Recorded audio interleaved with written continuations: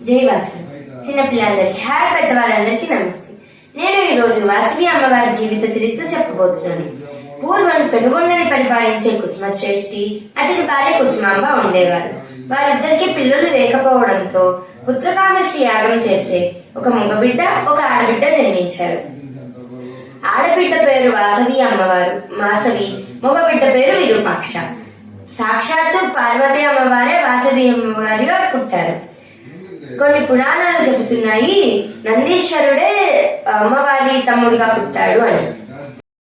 అమ్మవారు చిన్నప్పటి నుంచి ఆ ఊరిలో వెలిసిన నగరేశ్వర స్వామిని ఎంతో ప్రేమతో భక్తితో అర్చిస్తూ ఉండేది. ఎప్పుడూ ఆ స్వామి ధ్యాసలోనే ఉండేది.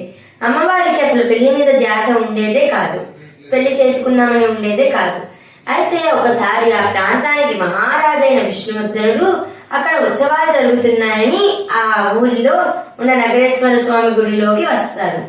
అక్కడ పూజ చేసుకుంటున్న అమ్మవారిని, వాసవి అమ్మవారిని చూసి ఇష్టపడి వాళ్ళ తండ్రి గారైన కుసుమశ్రేష్ఠికి చెప్పి కొత్త గర్వించి వెళ్ళిపోతాడు. మనకి 714 గోత్రికుల వారు ఉండేవారు. కుసుమశ్రేష్ఠి ఆ పెద్దలందరినీ పిలిచి వాసవి అమ్మవారిని విష్ణువర్ధనుడు వివాహం చేసుకుందాం అనుకుంటున్నాడు, అలా అని కొంత గడివిచ్చి వెళ్ళిపోయాడు అని చెప్తారు. వాళ్ళలో 612 గోత్రికుల వారు మాత్రం విష్ణువర్ధనుడు అంటే మహారాజు, ఆయన చెప్పింది మనం వినాలి కదా, పెళ్లి చేసేయండి అని చెప్తాడు. కానీ 102 గోత్రికుల వారు మాత్రం ఆడపిల్లకి ఇష్టం లేని పని మనం ఎలా చేస్తాము, ఆడపిల్ల ఆత్మగౌరవమే కదా మనకి ముఖ్యం అని చెప్తారు. అప్పుడు 612 గోత్రికుల వారు మనం అసలు ఆడపిల్ల పెళ్లిలో ఇష్టాలేంటి, ఒకవేళ మనం నిరాకరిస్తే మహారాజు మన మీదకి యుద్ధం చేస్తాడేమో, మనం యుద్ధం చేస్తే ప్రాణ నష్టం జరిగిద్దేమో అని అంటారు. ఈ మాటలన్నీ వింటున్న వాసవి అమ్మవారు వచ్చి, మీరెవరూ నా కోసం యుద్ధం చేయాల్సిన అవసరం లేదు, అలానే నేను నా ఆత్మగౌరవాన్ని పోగొట్టుకోను, నేను నా అంతటి నేను ఆత్మార్పణ చేసుకుంటాను అని చెప్తుంది. ఆ మాట విన్న 102 గోత్రికుల వారు కూడా మేము కూడా ఆత్మార్పణ చేసుకుంటామని చెప్తారు. అప్పుడు ఆ పెనుగొండలో 102 అగ్నిగుండాలు, ఒక అగ్నిగుండం అమ్మవారి కోసం ఏర్పాటు చేస్తారు. దానికి ముందు అమ్మవారు చిన్నపిల్లల్ని, యువతి యువకుల్ని వద్దు, కేవలం పెద్దవాళ్ళైన దంపతుల్ని మాత్రమే ఒప్పుకుంటారు. ప్రవేశం చేసే ముందు ఆర్యవైశ్యులందరికీ నీతులు చెప్తుంది. అప్పుడు ఆర్యవైశ్యులందరూ, అమ్మ నువ్వే పార్వతి అమ్మవారిని మాకు తెలుసు, నీ నిజ స్వరూపాన్ని మాకు ఇప్పటికన్నా చూపివ్వమ్మా అని అడుగుతారు.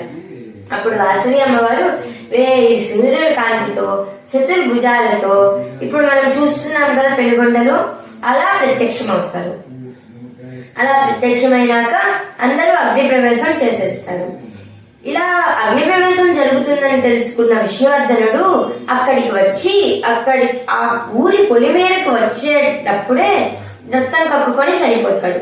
ఈ విషయమంతా తెలుసుకున్న విష్ణువర్ధనుడి పుత్రుడు అక్కడికి వచ్చి పెనుగొండకి వచ్చి అక్కడ అమ్మవారు మన కోసం ఇంత త్యాగం చేశారు అని చెప్పి అమ్మవారికి మనం పూజ చేయాలి అని చెప్పి అక్కడ గుడి కట్టిస్తాడు.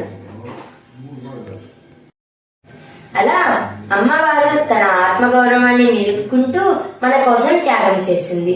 అప్పటి నుంచి ఆర్యవైశ్యులందరూ అమ్మవారి ఆత్మార్పణ దినోత్సవం రోజు అగ్నిగుండం మీద నడుస్తారు.